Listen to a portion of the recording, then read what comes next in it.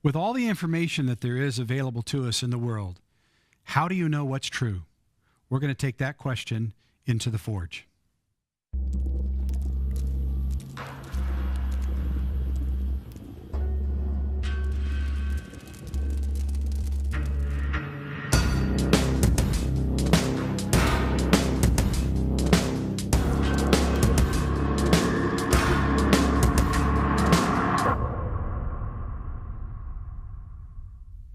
Hi, I'm Ron Matsen, and welcome to The Forge. This week, we're going to be looking at the concept of what is truth.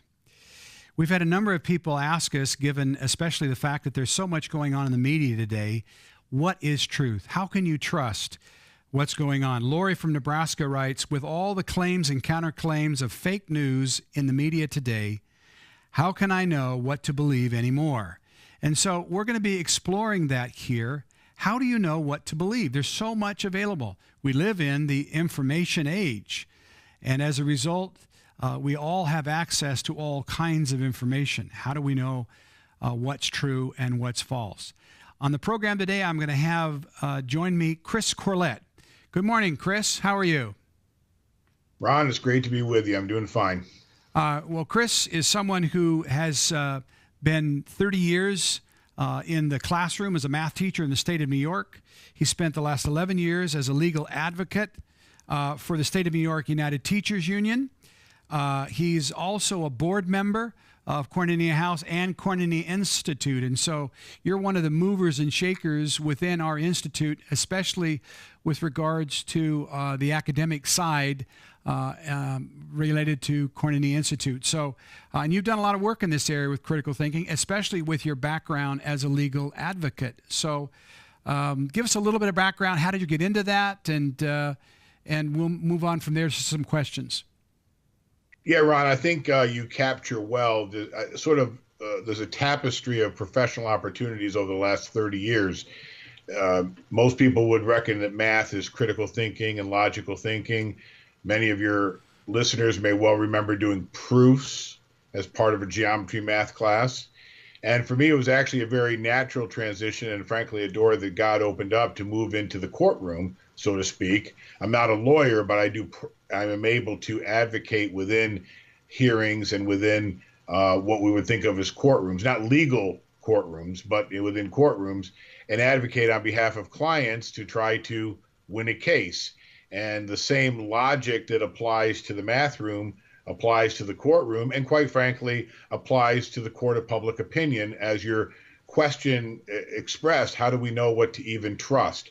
We have to put in the forge the claims and the counterclaims that we're hearing and figure out what comes out as pure and what comes out as a byproduct of that process. So all the professional opportunities that I've had actually have led me in different ways to the very topic that we're talking about within Koinonia Institute itself, along with the training that I've had as a member in KI, and then the opportunity to interact with members and to prepare products and be a part of enhancing and developing the program that we have.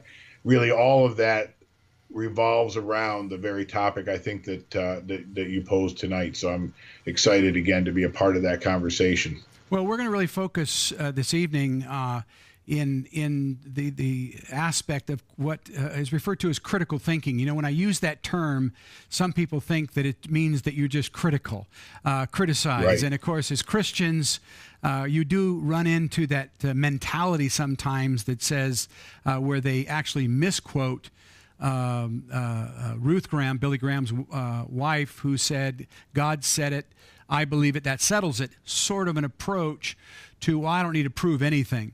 And the truth of the matter is, if we expect to be salt and light in the world, we need to have a message that can at least be tested in proven methods, and also for ourselves to understand what is true and what is not. My experience has been many times that the people in the church have been really caught out by embracing things that later on are disproved. And so we want to make that a focus not only of this program, but as I approached this program, really saw that as laying a foundation for what we do here on the Forge and its association with Koinonia Institute and Koinonia House, the publisher. So you sort of have, from your experience, some things we want to look at with regards to the burden of proof. So take us through that sort of approach. Yeah, I think your comments on critical is interesting, and if listeners prefer the word critiquing, that might be helpful in making that distinction. But really, it's the difference between judgment and discernment. We're not here to judge the heart. We're here to discern the argument. We're here to critically, in the sense that it's important, and critically in the sense of with a process, an approach that can stand up to an analysis itself, to consider the kind of thinking. And when I prepare a case that I'm going to present at a hearing or in a courtroom, I always accept on myself that I have what I call an evidentiary burden. There's a burden I have to put evidence to support my position, and then I have a persuasive burden. The evidence in and of itself doesn't win the argument. I have to find a way to be persuasive. And since I put that burden on myself in my practice, I put that same burden on every teaching, every presentation, every news article, every video I see. If someone is going to take up the next hour of my time, what's your evidence? And persuade me that that evidence leads to the conclusion that you want me to reach. So really this becomes a toolkit that John Doe, Christian, should be able to utilize to screen and to filter all the information, because we are certainly inundated with so much information. It's difficult to figure out how do I believe them because they're tall, or because they shout, or because they whisper. And so take us through some of the sense of what the evidentiary burden is. What does that mean? So evidentiary burdens begins with what, it's what are the facts? What are the facts? But understanding that there's facts that are beyond dispute, but there's facts that people have to put into their argument, which we cannot in and of themselves say yay and amen or deny. In fact, and Ron, what we're subjected to is something called confirmation bias. What we tend to do is we tend to readily accept the facts which confirm our bias, which confirm what we've already concluded, and we tend to reject the facts that don't. This is evidenced by the observation that so many people listen to a particular news feed, because that news feed is more apt to say what they already think is correct. This isn't nefarious. It's natural. It's understandable. It's who we are. In fact, it's interesting that although it sounds like we shouldn't do that in the court of public opinion, it's exactly what we do in the court of competent jurisdiction. When I'm in a courtroom, everybody understands I'm putting forth the facts that make my case. That's what I'm doing. I'm not saying there aren't any facts which might contribute, which might be what I call headwinds to my case, or that there might not be another position that can be. But what are the facts that I'm going to establish that I will then use to persuade you that I am correct? And these facts can take the form of testimony. They can take the form of documents. They can take the form of expert witnesses. They can take the form of physical evidence. We all have seen enough movies and enough TV shows to understand that a gun with fingerprints found at the scene of the murder is somewhat compelling evidence. However, we've also seen that it wasn't necessarily that people may jump to the conclusion that whoever's fingerprints are on the gun was the murderer, but then in the way the movie plays out, that wasn't the case. So we have to, are the facts reliable in and of themselves? And then are they relevant? And this is always the question, is the evidence reliable?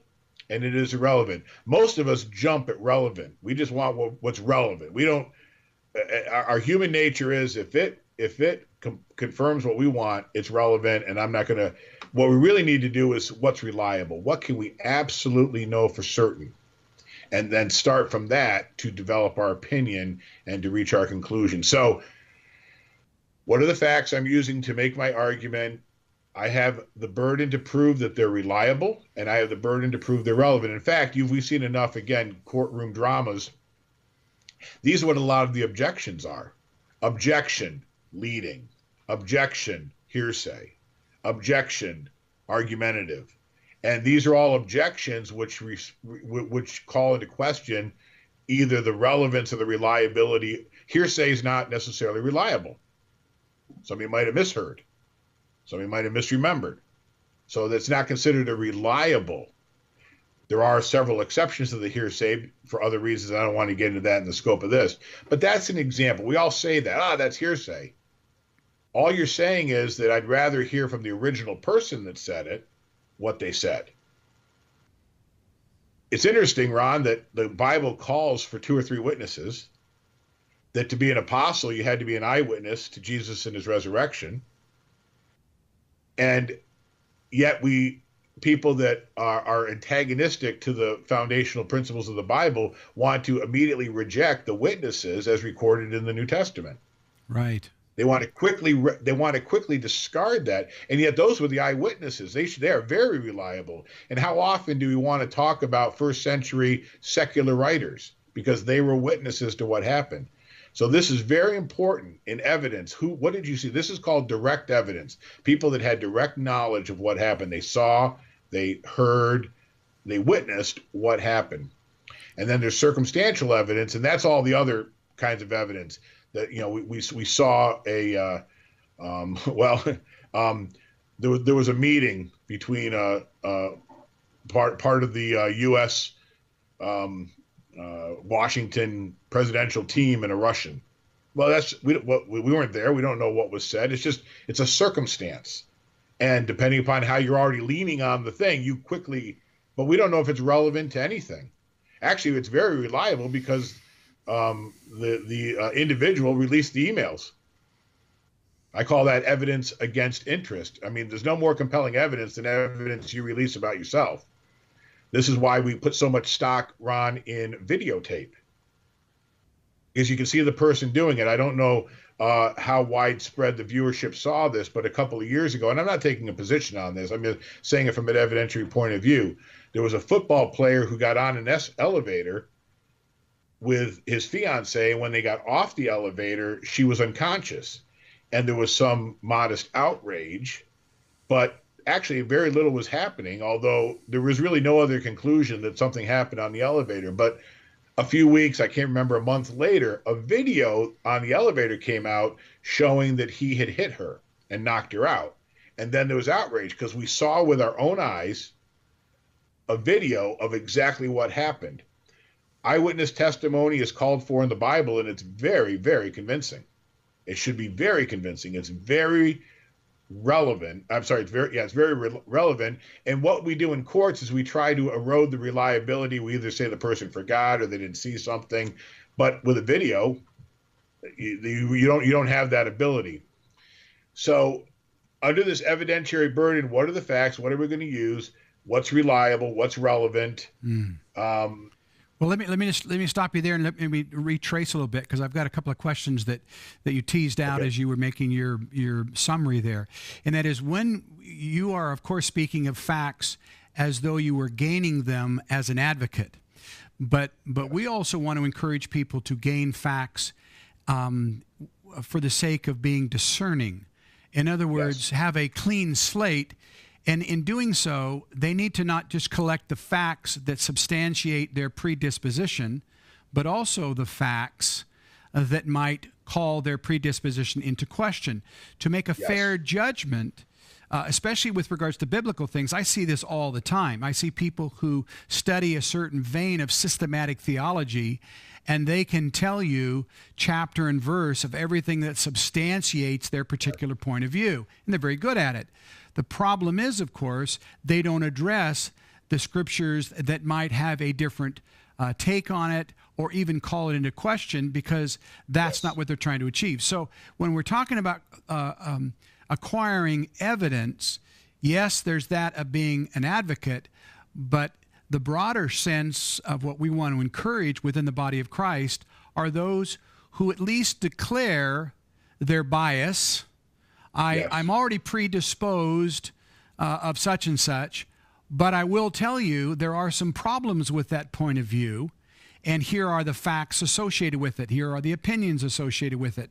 I don't have to embrace it, but that's a more fair-minded way. Interesting, isn't it? That's what Paul said of the Bereans, right? He said they were fair-minded in that they listened to what he said, but searched the scriptures daily to see if what he said was true. And I think we need to, but they listened with all readiness of heart. There was a readiness there to say, okay, I'm ready to hear something that might cause me to disengage myself from a preposition. So one is establishing facts that tell the whole picture, and that can be an uncomfortable situation, can't it? And what I like to say for that, I alluded to it earlier, is we focus on what's reliable first, not what's relevant. Yes. And that's that confirmation bias. In fact, you mentioned Acts 17. A few chapters later in Acts 20, Paul says, I did not fail to declare the whole counsel of God. And let's face it, there's almost everything that there's a verse that we have to deal with. I call those the headwinds to my argument. Doesn't mean I'm wrong. It doesn't mean I'm going the wrong direction, but it'll slow you down a little bit. And as you point out, Ron, very properly, we have to address them. In fact, as part of my practice, in my opening remarks, as I present my case, if I know that there's a big pothole waiting for me, I address it in the opening comments. My opponent is likely to bring up the fact, and that will not be disputed. And then whatever I'm going to say. That's just good scholarship, isn't it? And that's just being genuine and having integrity. You have to recognize that there is almost nothing where, we'll talk maybe at some point about this phrase, preponderance of the evidence. Very, very few things have 100% of the evidence on one side and nothing on the other side. Yeah, well, let's talk about that now, because we're gonna come to that. But the issue has to do with how you unpack all of that, isn't it? Another thing I wanted to address was the sense of the sense of the source. Let me go to this next thing that just goes into a little more detail on evidentiary burden. And we talked about it before coming on the program. I captured a few of the notes. And you said the very first thing is to lay the foundation. Explain that to us. So whenever I put a witness on a stand, or whenever I submit a document for evidence or whatever, I have to lay a foundation. I have to give a reason for the court, whether it's the judge or the jury, to have any interest in what this person is going to say or what this document might have to say. One of the things, and I'm going to actually reference an earlier Forge video that I watched when you interviewed Joel Richardson, is in the front part of that interview, you gave Joel time to talk about himself. And you're left with the sense that he knows what he's talking about. He's lived it. He's done it. This isn't some book that he read or a report that he saw. This is something he can speak to clearly and competently and compellingly because he is qualified. We don't want to have someone who knows nothing about nuclear science to be entering evidence about nuclear science. At best, he's something that person read out of a book. Right. Well, then we would just enter the book. So it's very important to lay a foundation that establishes the credibility. Why do we care what this source has to say? And a phrase that you and I talked about was there's credibility in the doing.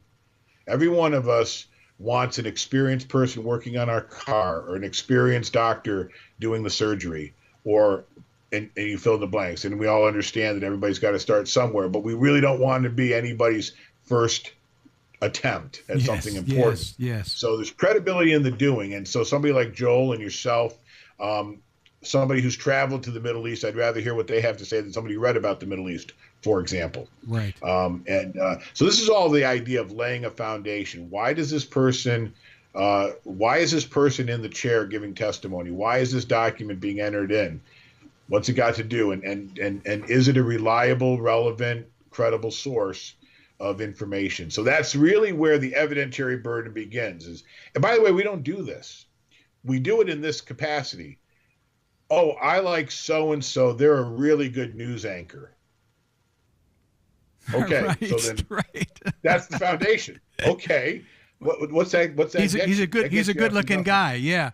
This is real fundamental, I think, here, because if you make that mistake at the front end, you'll believe whatever comes out afterwards. Exactly, yeah. And the sense, I can't tell you the number of times people will send in questions or statements which they have heard from a source that heard from a source. And when we go and actually try to research, where is this coming from? Who is saying this? They're all quoting each other.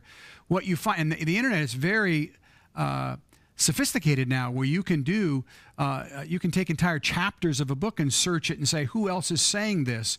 And what's amazing is how often, especially Christian sites, will just quote each other.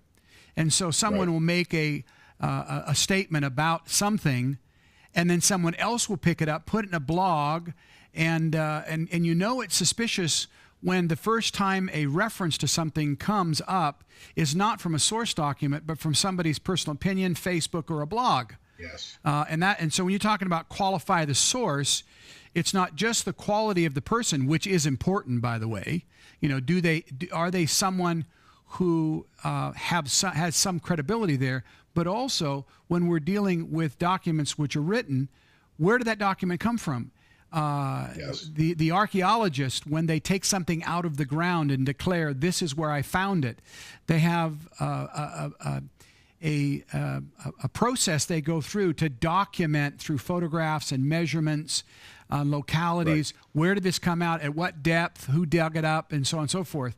And sadly, so much in Christendom with regards to facts does not have that type of source evaluation. And that's important, isn't it? To evaluate the source. Yes. Where is this coming from? Well said. And what you described as you were talking, Ron, is also the illusion of multiple sources, but they're all just quoting each other. Yes. And another issue that's coming up a lot is anonymous sources. Yeah. Now, isn't that interesting? See, there's no way to lay a foundation to an anonymous source. Right. Everybody that's ever been in a school knows that if you get an anonymous letter complaining about a teacher or something, you ignore it. Yeah. Because there's nothing that we all know that. And it's true in business, it's true in anything. And yet, if somebody is introducing quote unquote evidence from an anonymous source, but it supports what we wanted to support, then we're good with that. Yeah, it makes headline news, doesn't it? I mean, that sadly, sitting down here in New Zealand and looking at the United States, it's astonishing that the first 5 months of the Trump presidency has been plagued with just allegations and this and that. You think the Congress and the president, the executive branch should be governing the nation and trying to fix what's broken. But anyway, not that I want to get off on that, but there's an example of qualify the source. And then you say, what's the next step behind that? After you qualify the source, you feel this is a good source, they've got good information, good references, footnoted, I can see what research has been done. What's the next step then? And then while you're doing this, you're asking yourself, what's the issue I'm trying to address? And when I do an issue in a case, I try to hone it, I try to refine it, I try to narrow it very precisely. In other words, I'm not going to, putting in a biblical context, is the Old Testament reliable? Just this very broad, it might be better to ask, is the Torah reliable? Or it might be better to ask, is the Torah consistent? Or it might be better to ask, is the use of a particular word used consistently throughout the Torah? And I'm using that, it's not a great, but it's just this idea of refining your issue. What do you actually, and truthfully, Ron, in a quality debate, and there are many of them, not the debates that are called debates on TV, which are little more than entertainment at best, but a proper debate refines the issue. The two sides bring up legitimate and reasonable points, and the other side says, all right, I'm only applying it now to this issue. I'm only applying it to this. Right. And gradually you refine it. And a great example that your viewers might be interested is to watch debates between a gentleman named Gary Habermas and an atheist named, I can't think of his first name, it's Flew. And they debated the resurrection back and forth, and they were quality debates, fair debates, informed debates, and a beautiful story. Flew, towards the end of his life, accepted Jesus as his Lord and Savior. Wow. He became convinced that he did rise from the dead. But as you watch these debates, these were not nasty. They were not just making bumper sticker assertions. They were full of evidence. They were full of thought. They were full of respect for the other side, refining our position. And a quality debate is not won or lost. The win is that the issue is better defined. So when I prepare a hearing, I have to refine my issue. I have to make my issue clear that I want the court to rule on. Excuse me. Well, one of the temptations, I think, with all of us, especially given in this fast-paced information tsunami that we're just living in, we're just being overwhelmed, and that is that it's easy to buy into soundbite conclusions. Yes. In other words, it's clever, it has a ring to it, there's perhaps some alliteration involved in it, easily remembered, said in such a way at such a time, and I grab onto these sound bites, and they're sort of the meme of news. Let's reduce a whole thought to a picture, a smiley face, and my reaction is some type of LOL meme that I chuck out there, and pretty soon I'm no longer really communicating with substance. What I'm doing is I'm just simply giving sound bites back and forth. Oh, of course, that guy's a crook anyway, and as if to dismiss whatever he's saying. And it really, first of all, it's unnecessary if you're truly looking for truth to resort to that type of approach. Yes. But it's also demeaning to you as an individual that you're not actually serious about trying to find truth. You'd rather find a soundbite that you can latch onto. And so that's that whole idea of laying the foundation. What is the issue? It needs to be refined. And then you had a third point there under evidentiary burden.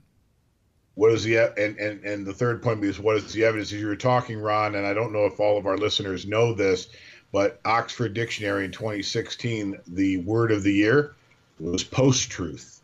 Post-truth. Post-truth. What on earth is that? Well, that's a fascinating question, and frankly, I plan on talking about that at the October conference. What is the meaning of post-truth, and what is the implications of that? But I bring it up here there's an acknowledgement from the Oxford Dictionary that we're beyond even knowing truth. I think of the verse in the New Testament where Paul said, "Ever learning and never coming to the knowledge of the truth." 2 Timothy 3:7, I believe. And we live in that time, don't we? We're doubling knowledge, but we're not coming to truth. Right. We're not reaching truth. And now that task has all been made impossible, according to the Oxford Dictionary, because we're living a post-truth era. Right. And what they're basically saying is truth no longer has to rely on evidence. They do define it, and we can. I don't want to necessarily derail the focus of where we are right now, but all our viewers and listeners, all they have to do is go look up Oxford Word of the Year 2016 post-truth, and they can read articles about it. It was in the January, February, March, the early part of this year that it was being covered in the news. So once we know what the issue is, we have a narrow and we've laid a foundation. Now, what's the evidence that foundation is going to be able to give us? Is it going to be a particular speaker who is well qualified? And then what is the evidence that they can bring forward? Ron, I think of your presentation in last week's edition of The Forge, where you had pictures of the burnt mountaintop. You had Google Maps. That's a reliable source. We understand that Google Maps is going to be reasonably reliable. I dare say probably not perfect. I know that the pictures are taken not on a continuous basis, so some places may look different, but the places that you use Google Maps for are reliable. See what I'm saying? Yes. You laid a foundation. Google Maps, that's a trusted source. You had an issue you were trying to, you went through a bullet point about the sorts of things that you would be obligated to demonstrate. And then you provided the evidence, whether it was pictures or maps or, the different kinds of things you did. And so I actually want to submit last week's Forge as an example of meeting this evidentiary burden. It is replete with various evidences throughout it. That was really the entire presentation. You put upon yourself, if I'm right, then I have to be able to show, where the rock was split and the water came out. And I have to be able to show where the land bridges might have been. And I have to be able to show, you demonstrated accepting that evidentiary burden in these three things. What's the evidence? What's the issue you're trying to prove? And you laid a foundation for why that evidence was compelling. Right, right. Now, you mentioned in our beginning the sense of persuasive burden. Explain what that is. Yes. So now we have some evidence, and most hearings are what are called evidentiary hearings. Although you're revealing what your arguments are going to be, you're just getting evidence for the record. So now both sides have a record of evidence. Now I have to persuade you, and in most of the cases I do, it's either closing arguments or it's a brief. You write a brief, and you make your arguments.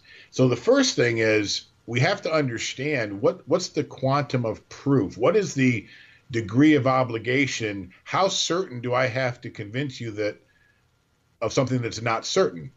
For example, let's say I'm trying to make the case that we're going to have an increase in hurricanes next year. Well, okay, that's a worthwhile thing to know. And maybe I'm well qualified. I'm not, but I'm just for an example. So do I have to give you what we usually refer to as a preponderance of the evidence, which is given two scales, balanced scales of justice, it'll tip one way. A little bit more of the evidence supports my position than opposes my position. Some people say 50% plus one. Just a little, right. But there's no firm percentage. Clear and compelling, people tend to think of that as being like 70% to 80% or somewhere in there. That, it's pretty clear and compelling. Yes, there's some headwinds, but for the most part, the best evidence in this case really points to your argument. And we've all heard the phrase beyond reasonable doubt. That's the standard in most murder trials. And in murder one, you have to be convinced beyond a reasonable doubt. There can be really no doubt that a reasonable person would have left. And that's like 95%, 98%. Again, there's no real numbers to it. I'm just trying to give a sense to what our listeners are. So before we do anything, when we listen to a news story or a Bible teacher or a what is our quantum of proof? What are we expecting them to do? Give us a little bit of evidence, give us a lot of evidence, or give us overwhelming evidence, to say it in a simple fashion. And we should also ask the question of the presenter, what did the presenter try to do? Are they trying to skin along? Now, I will tell you that lots of evidence doesn't necessarily win the argument. I had a case once where I won't really go into the details of it, but the very issue, I had the very narrow issue of what I was trying to prove, and I found a document signed by the representative of the other side, which confirmed what we were arguing. Right. I only needed to put that one piece of evidence in. One piece was done. Beyond a reasonable doubt, he'd already said it. He'd forgotten he'd said it. Right. Or he changed his mind. That's what happened. And quite frankly, if it was a little bit more reasonable, this would have been a settled out of court. But they were unwilling to have a conversation with me, so I just presented it, and everybody turned white, and they said, can we have a 5-minute recess? And we had to settle in court. But point was, it settled. One piece of evidence settled the issue. That was it, because it was such good evidence. It was his evidence. It was his signature. It was an original even. So it's not necessarily, and this is what happens in a lot of, you were talking about Facebook. Some people just want to overwhelm you with their 53 posts. Yes. They're just going to respond to everything you say. They're just going to have an answer. And it looks like they really, but none of it is compelling. None of it's impressive. None of it's dispositive is a word that we like to use. It doesn't dispose the issue. So what is the quantum of proof? Do we want just a slight tipping of the scales, pretty significant tipping, or that there's no reasonable doubt left? Part of that depends upon how important the issue is. If we're trying to argue about where we went last summer for our vacation, we can't quite remember where we went. Maybe that's one we can let go. But and let's face it, we do get into some pretty frivolous arguments. But we're talking about the big ones. So how much proof do I insist on? The next thing is, what is the standard? Is there some standard I have to meet? Now, in a courtroom, I guess we all know murder. Everybody knows that murder, you have to have means, motive, and opportunity. Everybody knows that. That's the standard for murder. And if you fail to prove that there are means, motive, and opportunity, you probably lose the case as a prosecutor. Right. You have to have all three things. Well, there's countless standards in different, depending on what it is you're arguing. And I don't want to run, because like you say, this is all just about a legal case, but the principles of the courtroom can be applied to all this. So is there a standard? One thing that a way that this often comes up is, let's say you're arguing for the existence of God with an atheist. So you might ask the atheist, what do I need to prove to you that would be convincing? You're asking him, what's your standard? Do I have to prove to you? And they say, well, you have to prove to me that nothing bad ever happens. Yeah. Okay, well, that's a ridiculous standard. I've already lost the argument. I can't win that argument because that's absurd. You have to prove to me that God cries when something bad happens. Okay, well, you have to prove that God doesn't want anything bad to happen. Like, what's your standard? What is and it's somewhere along the way, and we have to modify these things if we're listening to something on YouTube, we can't ask them these questions. But the point is, what is the standard that this person has to reach? It's not fair if they do a pretty good presentation. You say, well, you didn't quite convince me. If you'd only said this. It's sort of that sense of moving the goalpost, isn't it? I mean, surely. Right. Exactly right. And you want to establish where the goal line is, because nothing is more demoralizing than somebody says, well, you just need to give me compelling evidence that there's a designer behind the universe or whatever. And so you give what should be considered at least reasonable information, well documented, well resourced, with pictures in color, if you want, so to speak, only to have them say, yeah, but I'm still not buying that. As if they never came beyond any doubt. Yeah, they changed the quantity. I got to tell you a story that goes along with that. When my wife and I were first married, we're living in Southern California.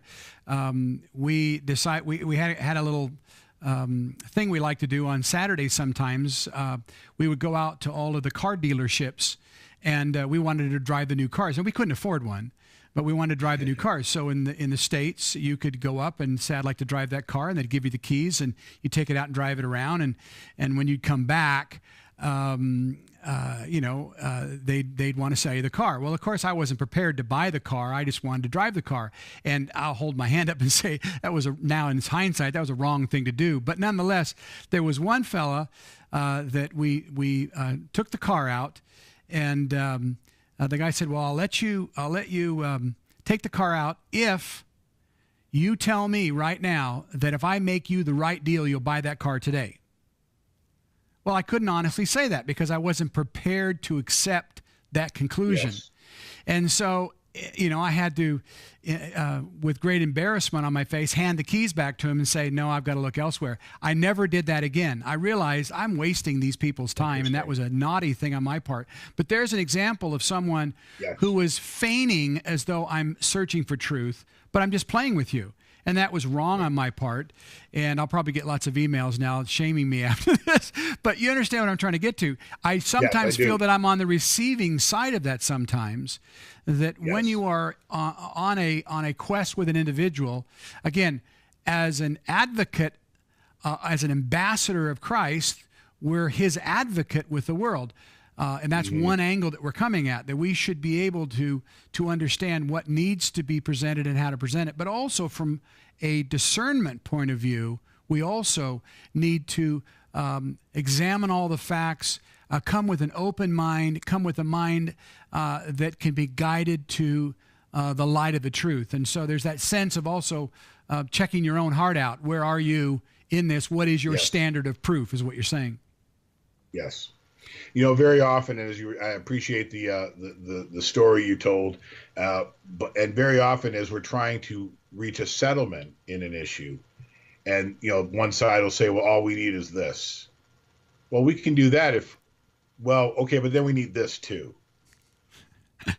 Well, And eventually there comes a point where you realize these people don't want to settle.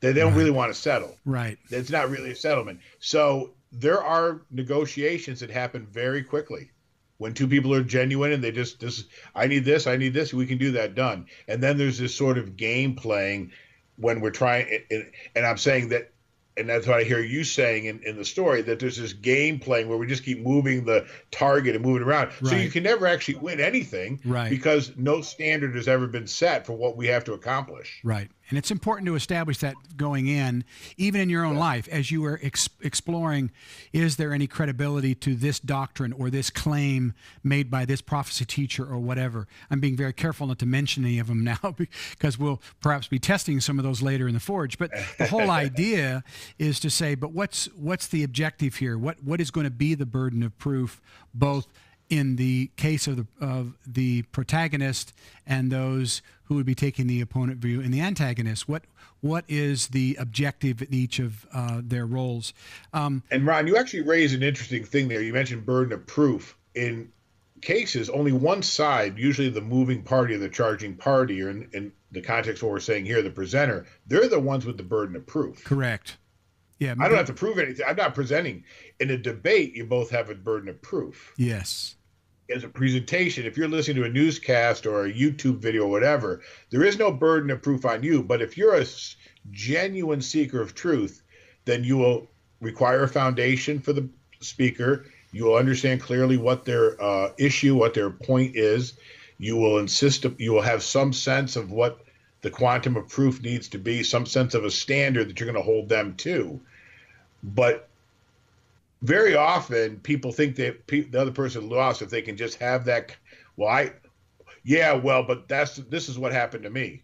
And somehow that disposes the entire argument. There's only one burden of proof, unless it's a debate. There's only one burden of proof because there's only one person making the case or making the presentation.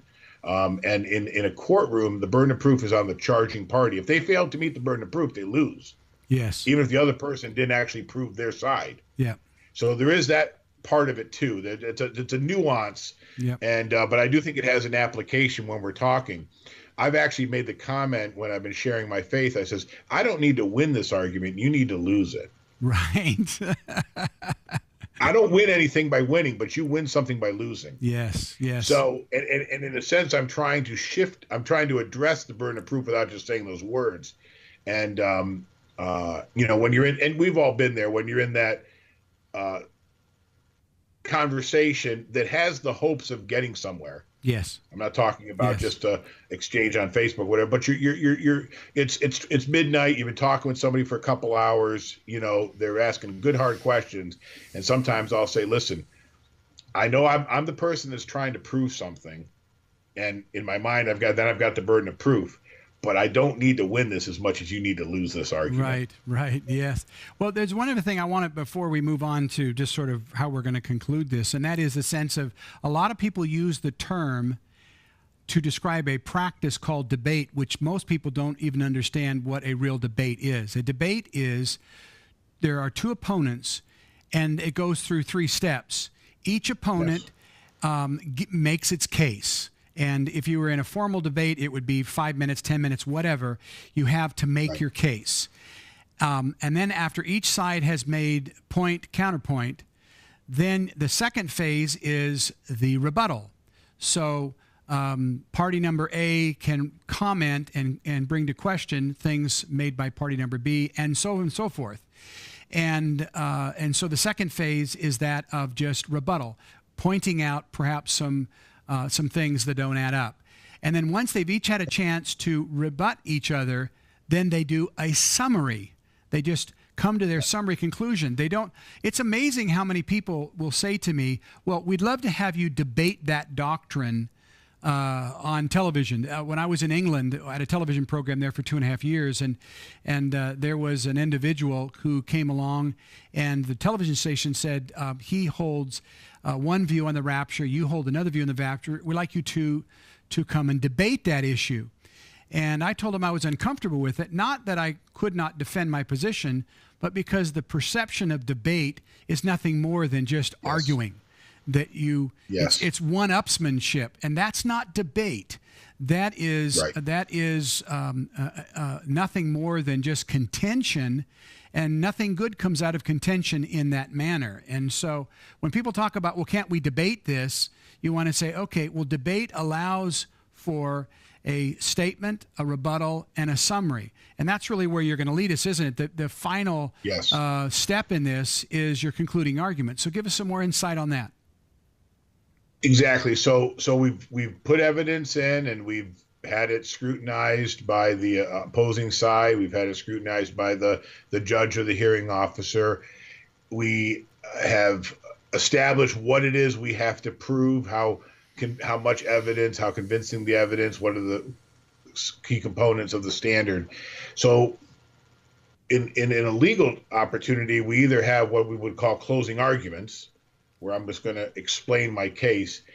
In what I practice, that's relatively rare, but that would be if you're going to get a bench decision, you have your last chance to summarize everything. And this is where, I remember, Ron, earlier you said alliteration, and a couple clever lines, a cute story, some alliteration can be very helpful in just packaging how all this comes together and makes a case. What I do more is I write what are called briefs. I think briefs are supposed to be brief, but anybody that knows me knows I can't be. So my briefs tend to be pretty long and pretty well thought out. But I will tell you this. Every brief I write, I do what I have called the rule of three. I want 3 main points. I don't want 73 main points. We all know, as I know from when I was a teacher in a public high school, if a kid came in and had 73 reasons why they were late, none of them were good reasons. The sheer volume of reasons that you have tell me that you don't believe any of them are good. If I also call it swinging after the bell. In boxing, the bell rings, you keep punching. If you think you're winning the match, you don't have to do that. You're doing it because you think you're losing the match. So you keep on swinging. So you should be able to condense your argument down to 1, 2, or 3 key points that the evidence supports, and maybe you have to address a headwind or maybe not. But and in the I'm sorry, Ron. In the video that I put together, I talk about what I call the least evidence principle. What's the best thing you can put forward? Put your best argument forward in your closing. So you might talk for 50 minutes, but the fact of the matter is, in 5 minutes, you can say everything you wanted to say. You wrap it up. There's a practice in presentation that says, tell them what you're going to say it, and then tell them what they just said, what they just heard. And that's what you're doing. What did you just hear? How does it come down? How does it play? Now, in terms of our fake news issue, usually we're just going on to the next story. Ron, it's what you were saying before, that it's just a stream of conscious, isn't it? It's just one fact or one claim after another, and there's very little time to reflect at the end about what it is. But here's the other thing. Very few important issues are settled in 50 minutes. But you should, at the end, have refined your belief, refined your position, refined your understanding. You should have follow-up questions that you want to go pursue. You should want to go check a source. If anybody has done a decent job in presenting their point, you should be left with actions you can take. And that's really what the judge does. They'll go research. You'll quote a couple of cases. They'll go research those cases. They'll go whatever. There's more to be done. And it's, we think sometimes of like you say, a debate or an argument as being a football game. And when it says 0-0-0 on the clock, we have a winner and a loser. That is really not the way most of this plays out. Let's use the analogy of the forge. That the metal is being perfected over time, and it's coming more and more into clarity what it is, and the edge is getting sharper and sharper. Iron sharpens iron, right? It's not something that just happens.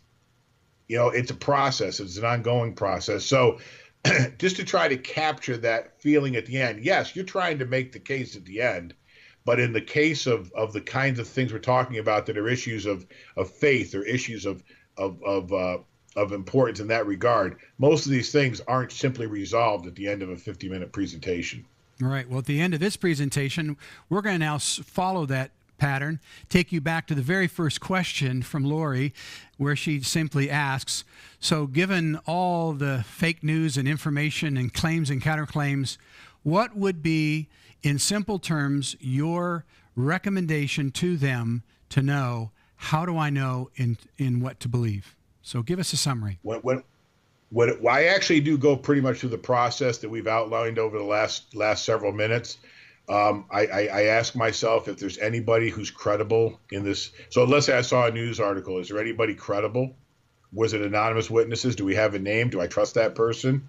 Do they have is there any reason why I think they should know more about this than something else? What is the evidence for the claim? What are they claiming? We alluded earlier. Are they claiming that the election was affected by Russian something? Are they claiming that somebody's character is bad because they talked to a Russian? Are they claiming that the next election is going to be really go pear-shaped because of, unless we deal with, what are they actually claiming? And we understand in the political atmosphere we're in, most of it is simply there's an outcome that people want to see, and they're just going to keep piling on evidence. They're not really, but I say this all the time as my wife and I are watching news stories, both on mainstream media, but frankly, more and more on the internet, because that's where you get more reliable and useful information, in my view. But I also believe in multiple sources, so I try to listen to everybody.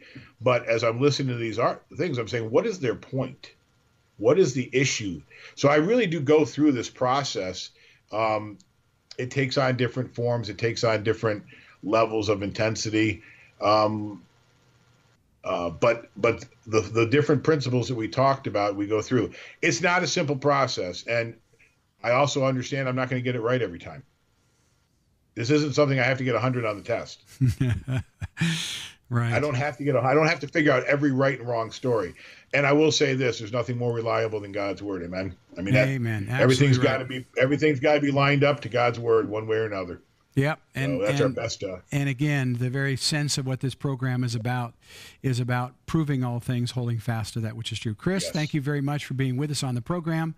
And can't wait until we see each other in October at our conference there. Look forward to your presentation. And so for our viewing audience, I want to also extend to you an offer from Koinonia House and Koinonia Institute.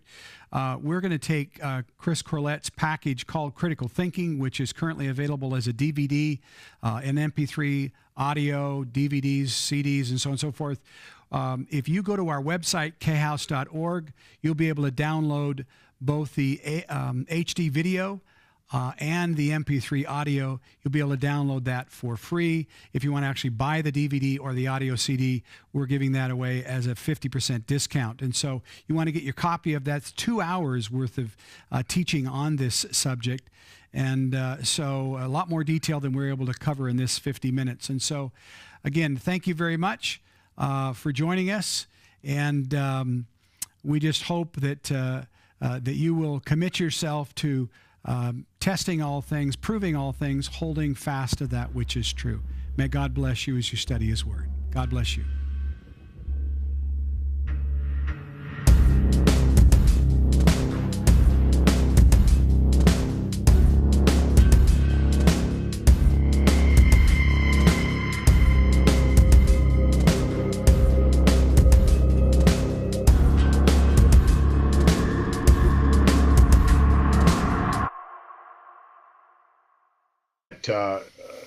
Can stand up to an analysis itself to consider the kind of thinking. And when I prepare a case that I'm going to present in a hearing or in a courtroom, I always accept on myself that I have what I call an evidentiary burden. There's a burden I have to put evidence to support my position, and then I have a persuasive burden. The evidence in and of itself doesn't win the argument. I have to find a way to be persuasive. And since I put that burden on myself in my practice, I put that same burden on every teaching, every presentation, every news article, every video I see. If someone is going to take up the next hour of my time, what's your evidence? and persuade me that that evidence leads to the conclusion that you want me to reach. So really, this becomes a toolkit that John Doe, Christian, should be able to utilize to screen and to filter all the information, because we are certainly inundated with so much information. It's difficult to figure out how do I believe them because they're tall, or because they shout, or because they whisper. And so, take us through some of the sense of what the evidentiary burden is. What does that mean? So evidentiary burdens begins with what, it's what are the facts? What are the facts? But understanding that there's facts that are beyond dispute, but there's facts that people have to put into their argument, which we cannot in and of themselves say yay and amen or deny. In fact, and Ron, what we're subjected to is something called confirmation bias. What we tend to do is we tend to readily accept the facts which confirm our bias, which confirm what we've already concluded, and we tend to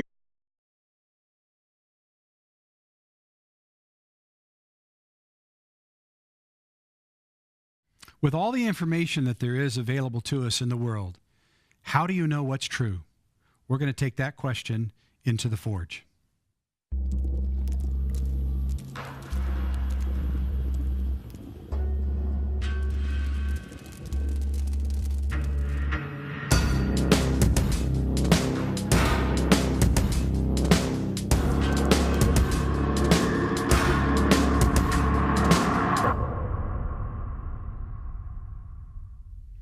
Hi, I'm Ron Matsen, and welcome to The Forge.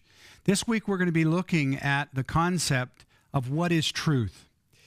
We've had a number of people ask us, given especially the fact that there's so much going on in the media today, what is truth? How can you trust what's going on? Lori from Nebraska writes, with all the claims and counterclaims of fake news in the media today, how can I know what to believe anymore? And so we're going to be exploring that here. How do you know what to believe? There's so much available. We live in the information age, and as a result, we all have access to all kinds of information. How do we know what's true and what's false? On the program today, I'm going to have join me Chris Corlett. Good morning, Chris. How are you? Ron, it's great to be with you. I'm doing fine. Well, Chris is someone who has been 30 years in the classroom as a math teacher in the state of New York. He spent the last 11 years as a legal advocate for the State of New York United Teachers Union. He's also a board member of Koinonia House and Koinonia Institute. And so you're one of the movers and shakers within our institute, especially with regards to reject the facts that don't. This is evidenced by the observation that so many people listen to a particular news feed, because that news feed is more apt to say what they already think is correct. This isn't nefarious. It's natural. It's understandable. It's who we are. In fact, it's interesting that although it sounds like we shouldn't do that in the court of public opinion, it's exactly what we do in the court of competent jurisdiction. When I'm in a courtroom, everybody understands I'm putting forth the facts that make my case. That's what I'm doing.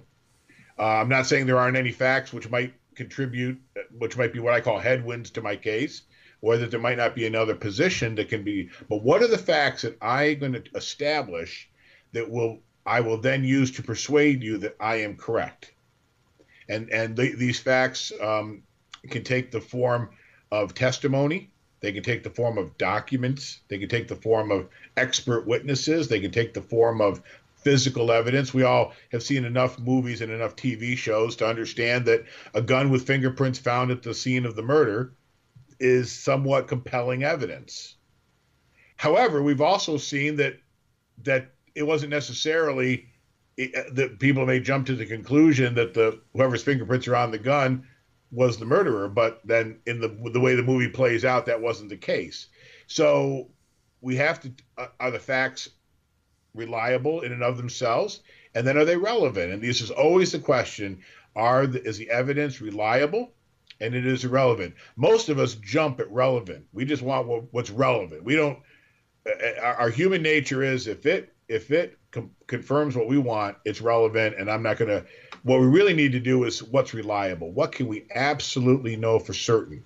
I think that you posed tonight. So I'm excited again to be a part of that conversation. Well, we're going to really focus this evening in the aspect of what is referred to as critical thinking. You know, when I use that term, some people think that it means that you're just critical, criticize. Right. And of course, as Christians, you do run into that mentality sometimes that says where they actually misquote Ruth Graham, Billy Graham's wife, who said, "God said it, I believe it, that settles it," sort of an approach to, well, I don't need to prove anything.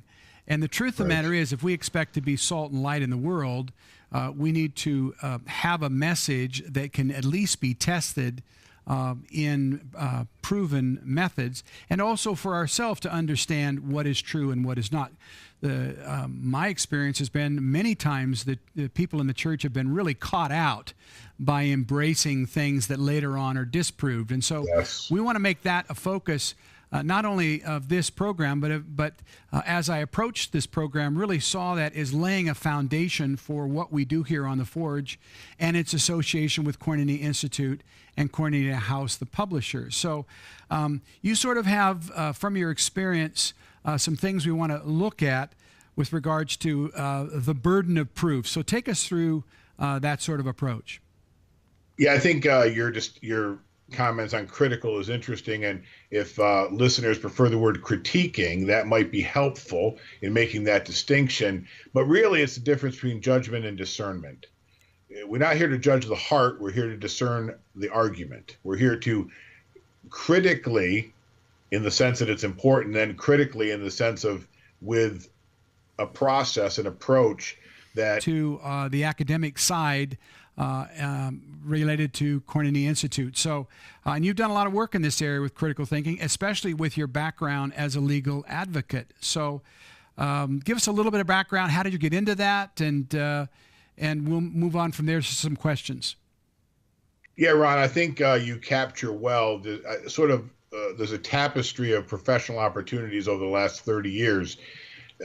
Most people would reckon that math is critical thinking and logical thinking. Many of your listeners may well remember doing proofs as part of a geometry math class. And for me, it was actually a very natural transition and frankly, a door that God opened up to move into the courtroom, so to speak. I'm not a lawyer, but I am able to advocate within hearings and within what we would think of as courtrooms, not legal courtrooms, but within courtrooms, and advocate on behalf of clients to try to win a case. And the same logic that applies to the math room applies to the courtroom, and quite frankly, applies to the court of public opinion. As your question expressed, how do we know what to even trust?